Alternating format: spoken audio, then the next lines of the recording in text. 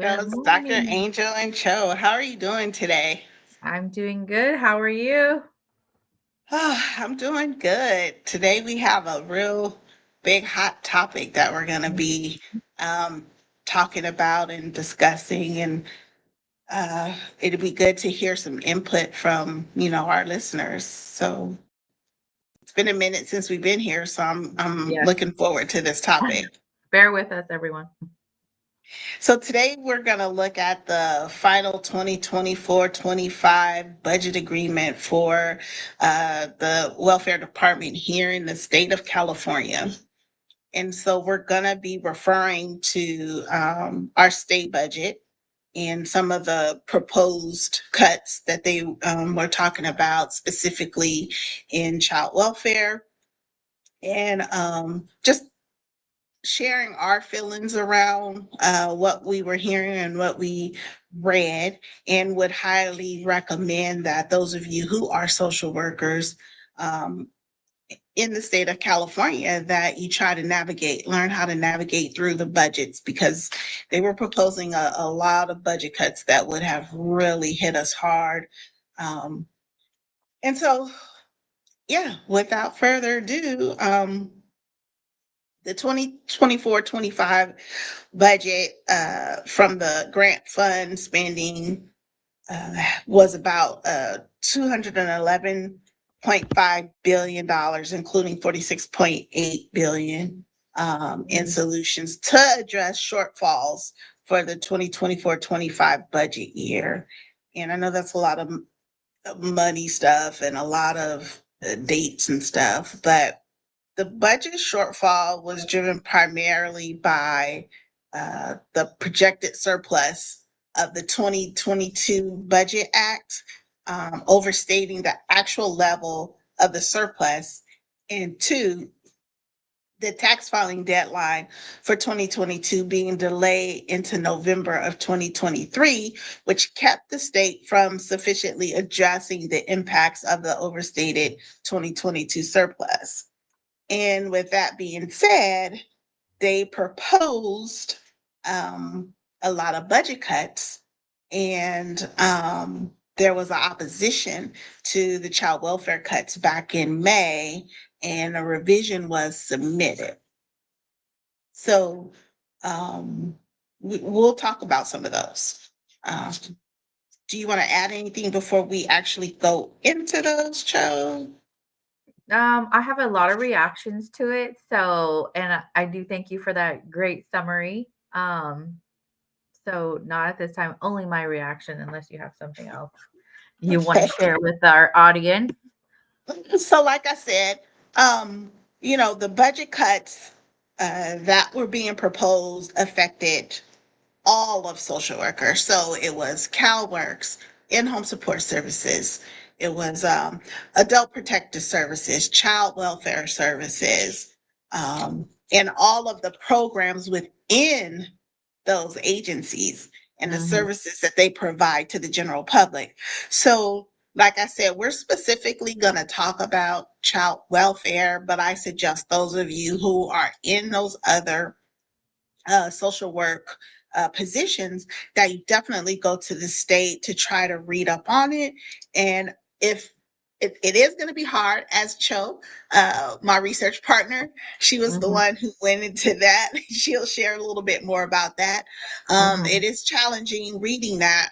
However, there is the County Welfare Districts Association, Directors Association of California. So the County Welfare Directors Association of California, the CWA, did their own research. They are the ones who did the proposed rebuttal, which we are going to be looking at in this topic. So you can go online, you can look them up. They have broken everything down for us, uh, agency by agency, Hmm. position by position, dollar for dollar. They broke it all down, which makes it a whole lot easier to kind of read Understand. and try to understand better than what the state has. And of course, it is published at the state because it's a state document. They have to post it for everybody to read. But it's harder to understand that one, a little better to understand if you go to the CWDA and look it up there. So let's Yeah. jump into it. So thank you for that awesome introduction, Angel. Um, so let's just say that some of these budget cuts were mentioned, of course, in our line of work and some part of my day and some part of the past. And, some of me and a couple of our peers were like, you know what, we really need to look into this. We really need to figure out, is this exactly what's happening? And we want to know for ourselves. So one day when I had some extra time, I was like, I'm just gonna Google this. I'm gonna Google the budgets and everything, and I'm gonna figure it out. And little to my knowledge, when I looked at those budgets, like because you're working with so many big numbers and it's very abstract. Well, to me, to someone who's actually never looked at it, so I admit that I haven't looked myself until recently, until it was presented to me. Until I was curious about it, I looked at it and I was really confused. It's a lot of numbers, like a whole sheet full of Mhm. numbers of what it was, what's actually going to be used, like the budgets, the numbers, and what funding pots it's coming from. Like they have an overflow pot, what is allocated then, and what reserves we have. So they talk about which pot of money it's coming from and where it's going to be used in what section.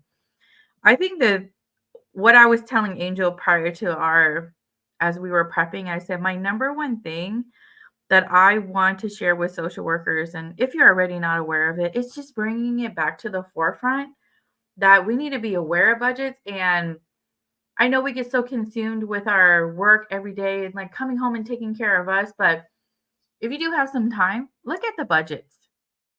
Take a glance at that website. Look at the breakdown of what's in these budgets because those budgets are confusing. So you tend to like, what is this? And like close the page.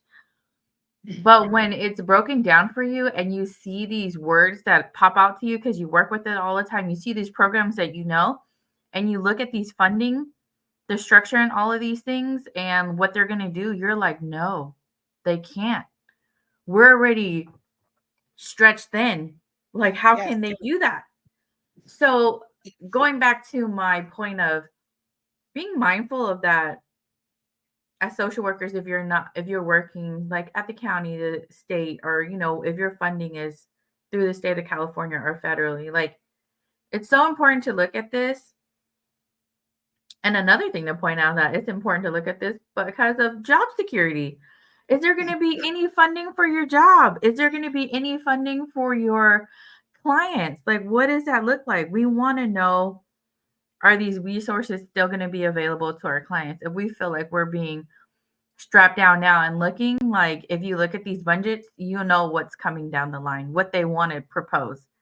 Yeah, jump in on that just to say, Yeah. I know you're passionate about this because they were strongly trying to eliminate funding for caregiver approvals and the Family Urgent Response Systems program. Like they were trying to totally eliminate that, right? Mhm. The elimination of funding for caregiver approvals basically undermines our whole child welfare system currently. Because if you think about the recent change that we had with um, the CCR, our goal is to get our children back with their families, Yes. right? Yep. That's the whole reason for vamping up the whole caregiver process, the approval process, so that we could get our youth placed back with family members and out of, foster care homes. And Yeah. so if you eliminate that, Oh what's the God. purpose of having I couldn't even RFA? imagine. I can't even imagine. I don't want to imagine. Okay. I don't want to think about that. It's scary. And then We're I saw trying, some other numbers like taking away like our AB 12 kids, their housing, their yes, funding, I was, I was going healthcare. to jump into that. Mhm. Yes. Yeah. So we're further causing, well, the state would be causing further trauma to our foster youth with these new regulations and changes and cuts. Yeah. Like So this is why this is so important to talk about and Mhm. get out there. We're talking about providing stability and care for our foster youth and getting them back with family so that they're not in so-called stranger or um, they're matched homes, but they're really unmatched because they're not family blood or extended family homes. Uh-huh. And so when you eliminate these things, Mhm. these programs, how do they expect us to continue to do our jobs? Yeah. How it just blows my mind that that was something that was being proposed. Like, yeah, downsizing, I can see, or, trimming the budget, but the eliminating that whole thing is so detrimental to the system. Like those kids, like there would be no one there to process approvals for their family members, to vet family members, to find family members. So it was Yes. devastating. And we And work. that's why, just thinking about these budgets makes me so like have such big emotions around it. It does. The other thing you brought up, it was proposing to reduce and even eliminate fundings for other programs such as the supplemental housing for youth who are supposed to be in independent placement, so in SILPs. Mhm, Um, it was going to eliminate housing navigation and maintenance programs administered through the Department of Health and Housing Development, causing a 40% reduction of funding to yeah, emergency child care, uh, the child care system, which a lot mhm, of our clients rely on. So when you think about what they were trying to eliminate and cut, not only is it hurting us as an agency because we won't have the resources to provide our families, but it's causing additional trauma to our mhm, families mhm. because of the lack of resources and cuts that would Yeah, have happened. it's yeah, I definitely think, like, as a social worker or a service provider, it's so important to take a look at these things when you have some time. You'll see, what direction things are headed in. But I also, as I was listening to Angel, I just thought about, as a social worker, advocacy is something that we do. And being able to understand these budgets, then we under and people working in the field and doing the work every day, we hopefully we can figure out how to advocate for more funding in these areas, right? And we can share our experiences and what our families need. Like I was just looking there and it said something about redetermination for Medi-Cal for kids 0 to 4. Like, could you imagine like the Medi-Cal cuts for kids in that sense? Yeah, It's yeah, it's scary, yeah. and then our families navigating such big entities already, is very difficult. So just the cuts to that. And then kind of circling back around to like us as service providers and social workers, like what does our caseload looks like with those cuts? Mhm, mhm. What is the impact in that as workers? The Exactly. burnout, the layoffs.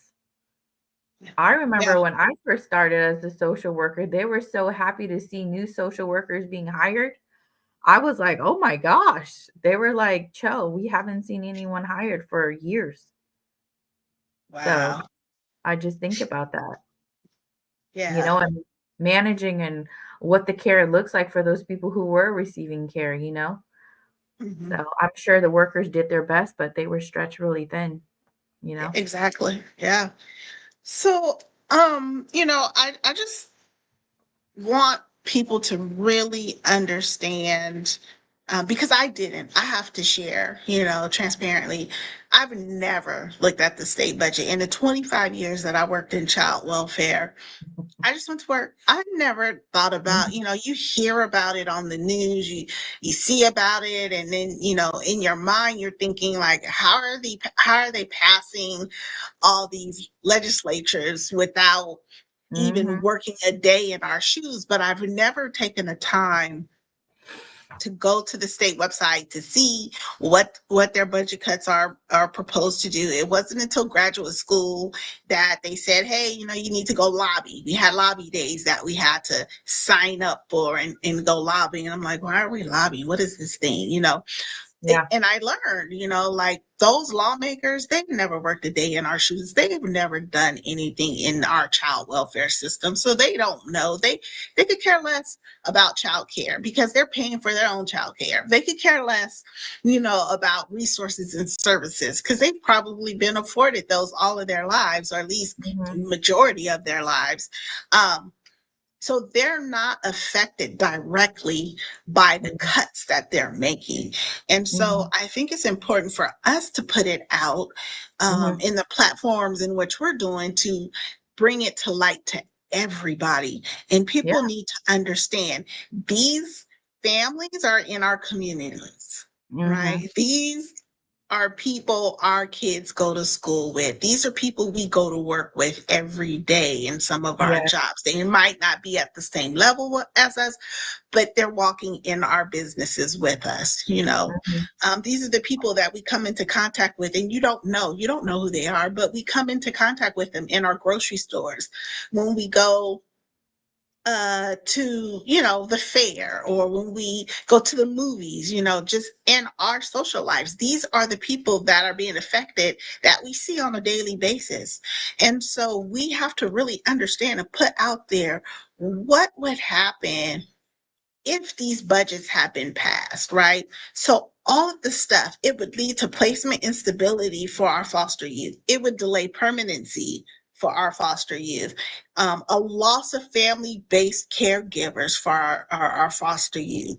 Uh, it would result back into what we just tried to eliminate, which is congregate care. They just got rid of group homes, but what are they doing by cutting all this? They're bringing that congregate care back, because if our kids can't get placed into homes, where do you think they end up? In congregate care, right? That was the whole purpose of them coming up with CCR. So there's other intensive and more costly behaviors and health interventions that would be eliminated. So ultimately, this would harm all of foster youth, all of our children who are in foster care or who come into contact with the foster care system, right? It affects all of them. And, you know, although the state and counties have shared responsibility in the care of and future of our children, we're not going to deny that. And youth who are in the child welfare system, we understand, like the CWDA says, I agree with them. I understand that it's difficult choices that are needed to address the multi-year budget deficit. I get it. I understand it.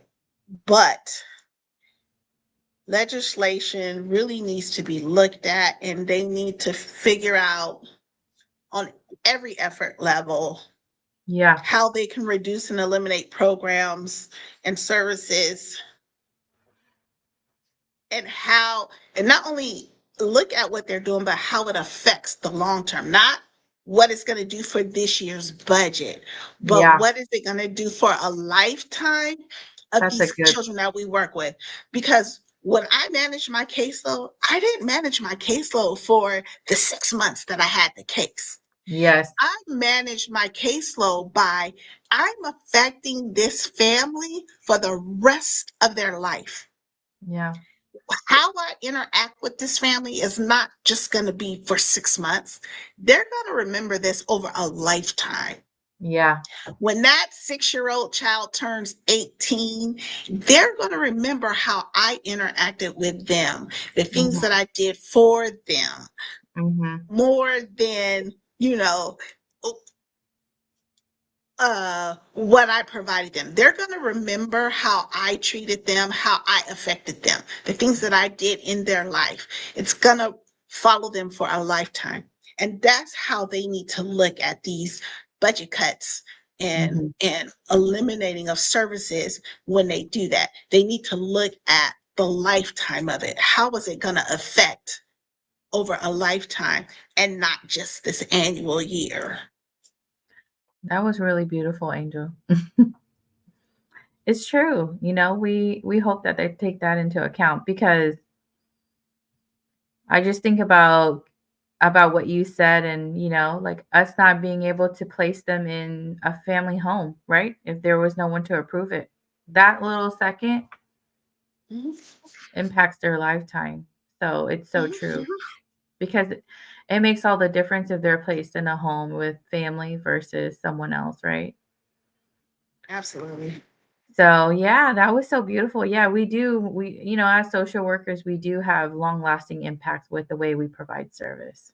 So, that was really beautiful. It makes you really think about, how you're providing care because it is a lifelong impact. We think about generations of people who come in and they pass those messages along, right? Yes. Like, Yes. so we think about those Yeah. messages and social workers are part of that message and we hope that everyone's providing, the best care to their clients when they're with them. So, oh man, Absolutely. but yes, budgets, budgets, budgets. What's behind the budget? What's Look into them. behind that? Take your time when you can. It's confusing, but just look at it. It's scary, but just look at it. And then, Yes. see what else you can find. Do some digging. That's what I did. It was so easy. I'm on my phone scrolling anyway. So I was like, let me just do some more digging. And look what I came out. I was like, oh no, they cannot get rid of this. Oh no, they can't get rid of this. And I literally had Yeah. like a big reaction. I was like, I can't believe this. They cannot do that. So Yeah. And like we learned in graduate school, sometimes we got to do more than that and get up there and start to lobby and yeah, fight with some of these other organizations who are fighting for us, yeah, because thank God we have them, because some yeah, of us who are on the line, we don't have the time, because now you're asking me to take more time out from my family, more time out from my self-care, which is what we've been talking about of here in course. our platform. You're talking about taking out more of that Yeah, time so that you can go lobby for your job and lobby for your clients when you're already doing a lot of that on the day to yeah, day with your own agency around services. But I I think it's agree. important, on the other hand, even if you can't lobby, get out there and read. Just Yeah. read what Be the state informed. is doing. Be informed. If you don't understand, find those organizations like the CWDA. Ask questions, find someone you can shoot some questions to, because maybe you can fight in a different way and not have to go to lobby days up at the Capitol because you don't have it. But maybe, I don't know, just getting in contact with a different organization and seeing how you can be supportive in that way. Maybe they have some stuff that we can help. Maybe you can just do it behind the scenes through writing a letter to the governor, or writing a letter to the state, or something like that, where you don't have to actually take time off and go lobby, but find a way to get in there so that we can be active, because we have to have a voice. Mhm. We have to We have a do. voice just like everybody else. Yeah, I agree. So thank you, Cho. I think we had a Yes, great discussion today. I I really think want to hear from our listeners. mhm. I really want to hear, especially the social work community. We Yeah. really want to hear from you, your thoughts. You can share them. You can email us. You can hit us on Facebook, Instagram, whatever. We really want to hear from you. And we thank you for taking your time out and listening to us today. Yes. Thank you, everyone. We would love to hear from you. See you next time. See you next time.